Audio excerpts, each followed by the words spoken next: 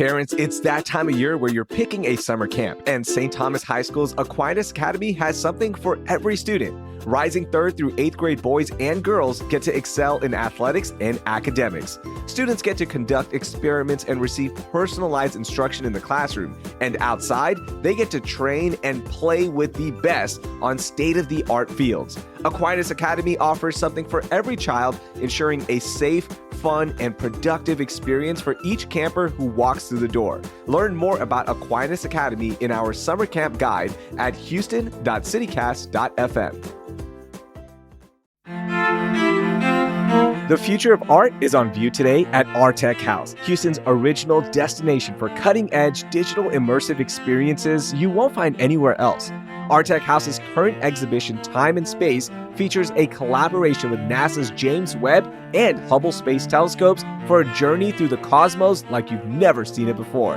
My kids loved it, so it's perfect for families, date nights, student groups, and more. Plus, it's located conveniently in the Heights just off the MKT trail. Check out artechhouse.com to purchase your tickets today.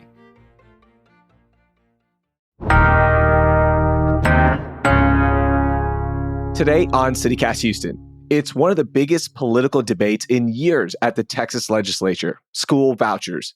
We want to break down what school vouchers mean for families and taxpayers in Houston, who wins and who loses. It's Monday, March 24th. I'm Raheel Ramzanali, and here's what Houston's talking about. So I want to welcome in Felicia Martin, Executive Director at the Texas Freedom Network. She's a longtime advocate in education before leading the social justice organization. How are you, Felicia? Doing great. Thanks for having us. Absolutely. And I also have Brooke Kushwaha here, who covers education at the Houston Landing. Brooke, how are you? I'm doing great. All right. So before we get into who y'all think are the biggest winners and losers, I want to remind people, what are school vouchers? Brooke, could you explain it to me like we're in kindergarten, please? So vouchers, or how they're otherwise known, education savings account, basically the state government would be willing to give families that apply to this program up to $10,000 to help them out with their private school tuition should they choose to send their child to private school. The idea is it's expanding the options that students can have, so they're not relegated to just, their own public school, or if they have a charter school. That's the idea, at least. Okay, that explains what exactly is going on. And now I want to jump into the biggest winners and losers. Felicia, I'd like to start with you.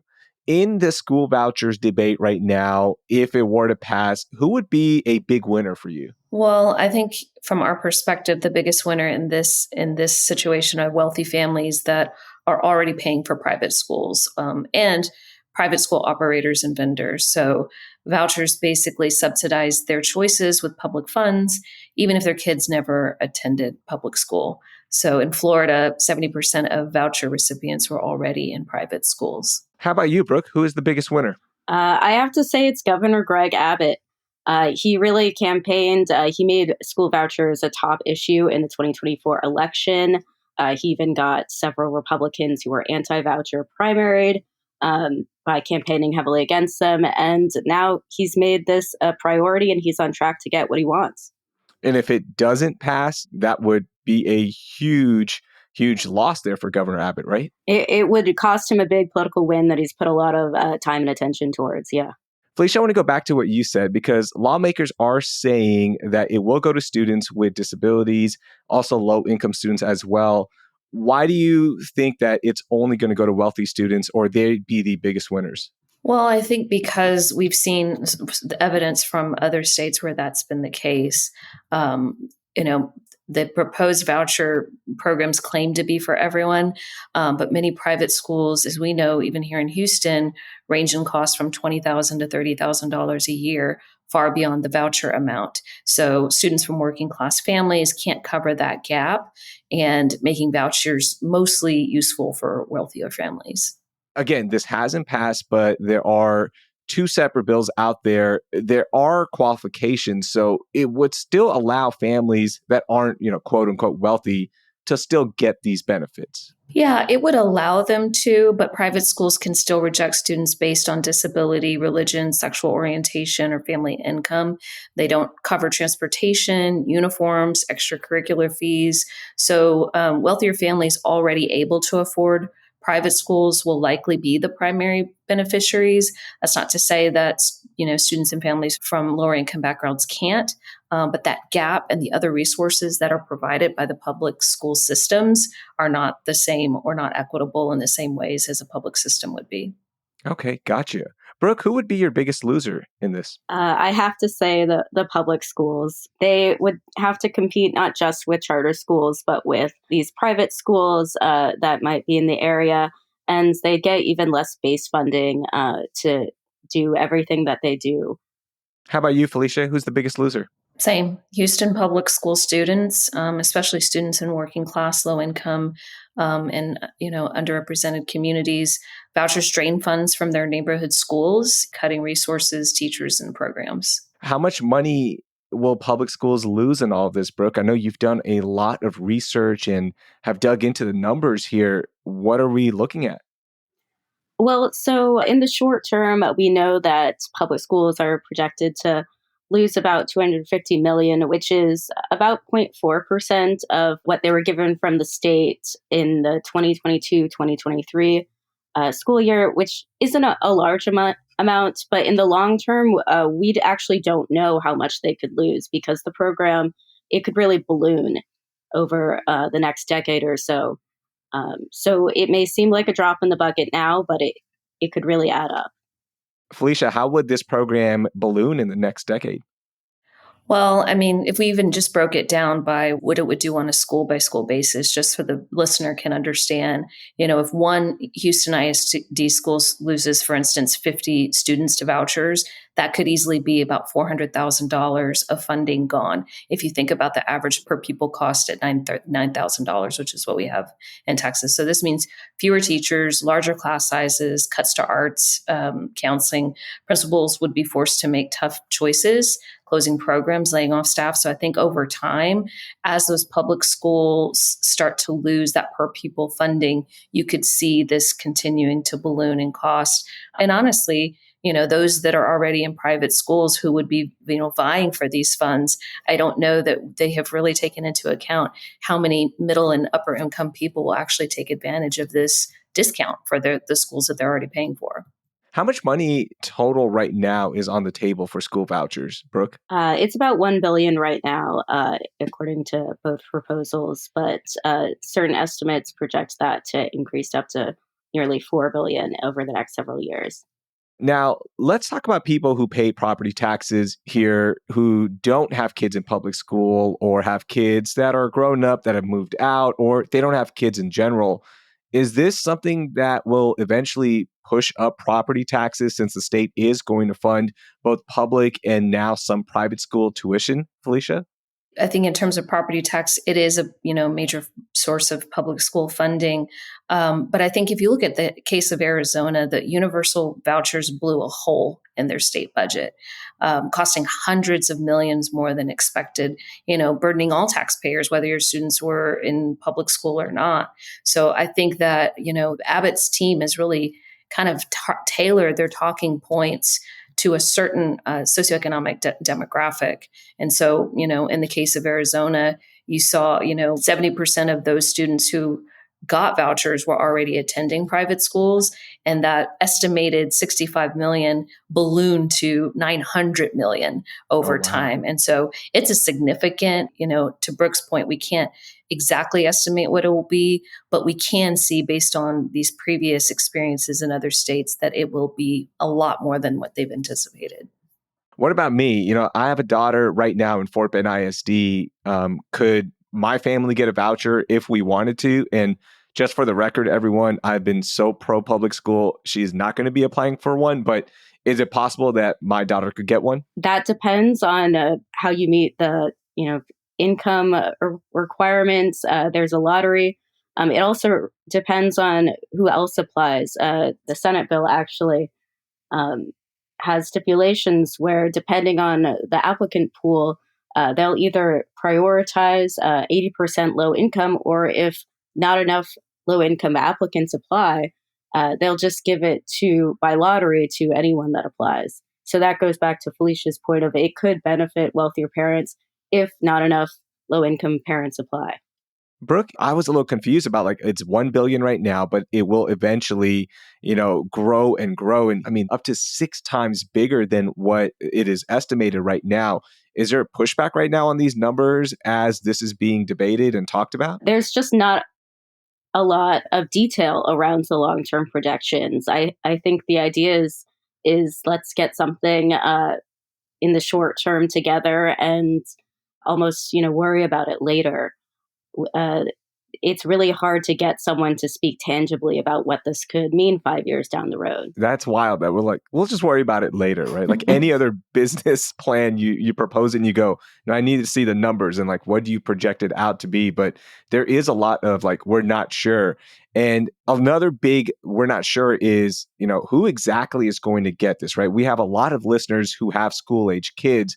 How many students will actually get one of these vouchers? And how much money will they get, right? Because the numbers do fluctuate a little bit. Brooke? That's a very good question. That's one that we've tried to answer, but it depends on, like Felicia said, who applies for this program, who is even aware of it. Like you said, not everyone has been following the news. Not everyone may be familiar what a voucher is, let alone whether they qualify for it. There may be families that don't realize that there's priority for lower income brackets. There may be families who don't live near a private school or don't think it's an option for them. And ultimately, the bottleneck that I've seen speaking to people in the private school sphere is that private schools do still choose exactly who can enroll. So even if you're applying for this program, even if you're applying for a private school, that doesn't guarantee that you'll enroll in a private school and can utilize this voucher. Have they worked out anything regarding the private school acceptance? Are you supposed to be accepted already? Or is it you get your voucher, then you apply? What comes first, the chicken or the egg with this? I'm honestly not entirely sure. The language just says enrolled in private school. The order of operations is a little unclear. But what we do know is there are estimates around how many students they expect in the first several years to switch from public school to private school, to switch to homeschool, and then also roughly how many private school families will apply for these vouchers. What we don't know is we can't get comments on where those numbers came from. Yeah. Do you have those numbers? So they expect about 50% of current private school families to apply for this voucher, and they expect that to increase about 5% each year. And they expect about 300,000 students to leave public schools for private schools, or leave public schools for homeschooling.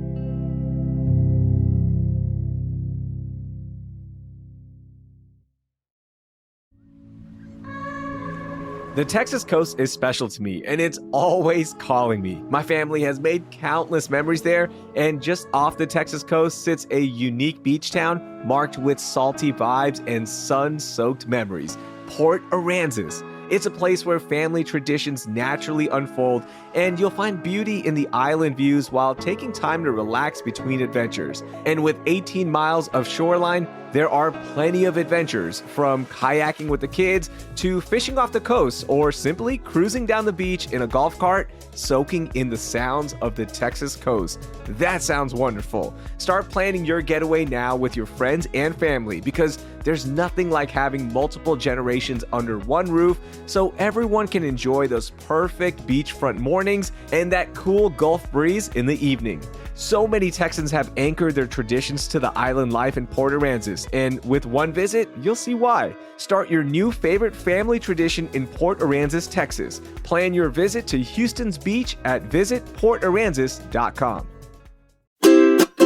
Enjoying art during this perfect Houston spring weather is one of my favorite things to do living here, and you can do the same at the Bayou City Art Festival in downtown Houston, Saturday, March 29th and Sunday, March 30th. The Bayou City Art Festival is going to transform downtown Houston into an outdoor gallery and interactive art event as 250 different artists showcase their works. And if the art and weather aren't enough, there's going to be live entertainment stages, food trucks, a craft beer and wine garden, a VIP hospitality lounge, and more. They'll also have art to purchase for all price levels. I love taking in all the creativity while my kids enjoy the interactive art activities, all with the downtown skyline as our backdrop. Get your tickets online right now because physical tickets will not be sold at the festival. Adult tickets are $20 and a weekend pass is just $30. Or you can get access to the VIP lounge with a VIP ticket for $75. Buy your tickets now at BayouCityArtFestival.com.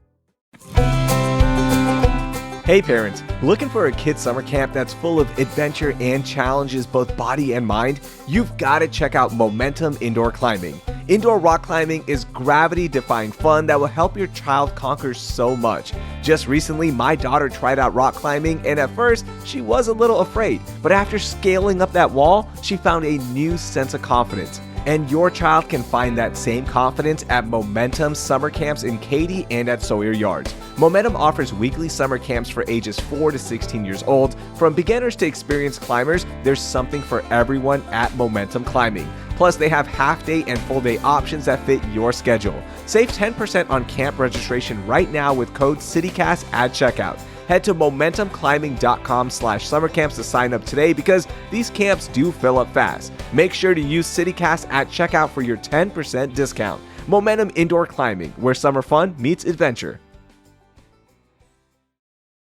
Felicia, looking at these numbers, when you see them and hear them again and again, what are your thoughts about this? Like, how many students could potentially benefit or not benefit?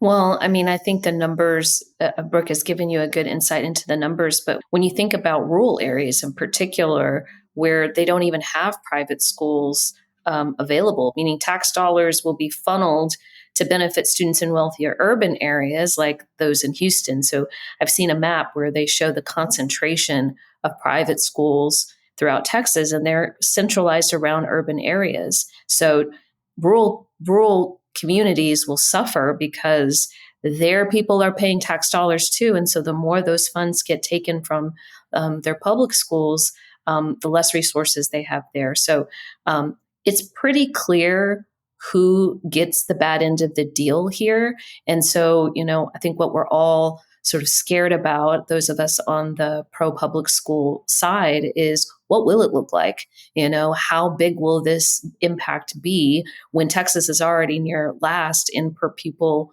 expenses per student anyway? So it was already challenging for a public system. How will they be able to, respond to this draining of their current resources? I think there's a lot of question marks. All we know for sure is that those that are from lower income communities or that have disabilities will be the biggest losers in all of this. There was this marathon hearing recently in the Texas House this month in Austin where people trekked from all over the state to testify on this. It lasted 22 hours. And I want to play a clip from one of the people who talked about some of the benefits of private schools. This young man's name is Ethan Gonzalez. He's a senior in high school. Here's what he had to say. Having immigrant grandparents and being the son of 2 first-generation college graduates, I have seen the transformative power of education firsthand. My mother chose to place me in a private Christian school setting for a variety of reasons, one of which being the low student-teacher ratio. Initially, I was admitted on scholarship as my father grew his small business. My parents' hard work and sacrifice made it possible for me to continue my attendance, and I cannot be more grateful for their choice. Because of their decision, I have gained not only an education, but a second family of mentors who have prepared me for life after high school. I'm speaking today to ask that all parents be given the opportunity to send their child to the school of their choice. Felicia, I'd love to get your thoughts on that clip. Yeah, I think the debate here isn't whether or not a private school education can benefit students, first generation students, or some of the examples that this young person shared. I think it's more of a will all students from these particular backgrounds be considered, be given an opportunity to enroll? And will they be able to close the gap So if you have a family of 6 or 7 young people and they each get a $10,000 voucher, but the private school that they're applying to is $20,000, how do they close the gap? So I don't think the debate is whether or not a young person can get a great opportunity or experience in a private school. It's about access and equity. And also, looking at the $1 billion proposal when it first goes into place, right? We'll stick with that number. That's going to be about 100,000 students that could potentially benefit from the school vouchers. There are nearly 6 million students who are in public education right now. Not everyone's going to get a chance at this, right? Like it sounds like the numbers are very slim, actually, that somebody would benefit from this. And as a parent, that's where I keep bringing it up to other parents. Like, it sounds great, but again, this is across all of Texas. This is not just Fort Bend ISD or HISD. There seems to be some kind of disconnect here of like everyone benefiting. Right. I'm sure Brooke has thoughts on this too, but I think that what we've seen in a lot of these debates is sound bites and talking points that really are exclusionary. And so, in these big urban areas where you do have people paying attention and have access to private schools, you can understand why they think this might be a good option. I think in your areas where you don't have as much of this communication and information, you may not think that this is a good idea. So I think they've been really sort of clever in the way that they have positioned this as school choice, as we've heard. But really, at the end of the day, it's about private schools who have the choice to deny your kid. And they don't have to provide transportation or some of these other resources that our public schools are held accountable to. Brooke, your thoughts? Yeah, I have to say, I haven't seen in either of the bills any language that says that private schools have to accept or have to prioritize even a family using a voucher. I know, speaking to someone who has spoken to other private schools in the Houston area, there are no, we even did a story on this last year. There are no plans for private schools to significantly expand their enrollment in Houston. In fact, some, especially more selective private schools, may not choose to participate in the program at all. That's their right as private entities. And yes, 6 million public school students will remain in public school and will be subject to the decisions that public school districts make with the resources that they have. And if those are fewer resources, that's the majority of kids who have to deal with that. That is going to be something to watch out for. And I want to move on to companies real quickly, though, because I've heard about these vendors who are acting like middlemen to work with the state, parents, and private schools to do things like process applications and payments. What do they gain in all of this, Felicia? And tell me more about these middlemen. Well, I mean, as always, there's a lot of money to gain from these services that can be provided, not just for application, but just anything having to do with resources. As more students are enrolling into private schools, what kinds of services can they provide outside of that? Again, there are no regulations when it comes to that. There's just opportunities for them to make money with people who have resources already. So I think it remains to be seen how these operators, private school vendors, kind of rise to the challenge and to the event, or how many schools open up who will meet exactly that threshold of whatever the voucher is, $10,000. Let's see how many chartered schools, private schools start up that can benefit from this type of legislation. I want to go to the other states as well. And like, what can we learn from Arizona or Florida, right? Those are states that have programs that are similar to this in place. And we talked about the budget impact, but let's talk about the academic performance here, Felicia. Are those students performing better now with more school choice in those states? No, there's been no data to support that they're performing better. I think that most of these states who've enacted these voucher programs expected that there would be some type of academic benefit, and there isn't. And so I think that we will continue to see that same trend as it's implemented, if it's implemented here in Texas.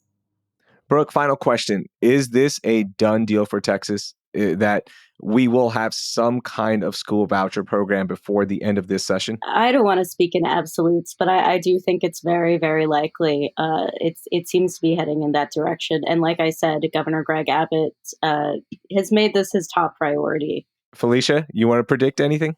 Same. I don't like to speak in absolutes. And I do think that those of us who are at the ledge and fighting against this are doing everything that we can with the idea, if it does pass, to try to limit the damage and provide input to how our private schools should be held accountable. I just saw someone bringing up a bill that would hold private schools to the same standards that public schools are in terms of academic standards. So I think there are people who are anticipating that this may happen, but what other ways can we push against the system to ensure that our public schools get what they need as this gets rolled out? Brooke, Felicia, thank you so much for joining us and hope to have you back on.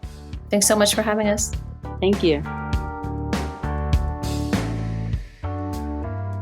That was Brooke Kushwaha. She's an education reporter at the Houston Landing, and Felicia Martin, she's the executive director at the Texas Freedom Network, which is a watchdog agency. I've dropped a few links in our show notes if you want to learn more about school vouchers. Now, I've been talking to a lot of parents about school vouchers, and still so many have no idea what they are and how they could help or hurt their child. So please share this episode with 3 other parents so they can learn more about school vouchers. Also, drop us a rating and review, and please subscribe to the podcast wherever you listen.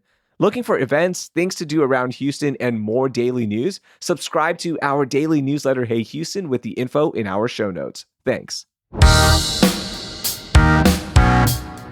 That will do it for today. I'm Raheel Ramzanali. Thank you for listening, and I hope you learned something new.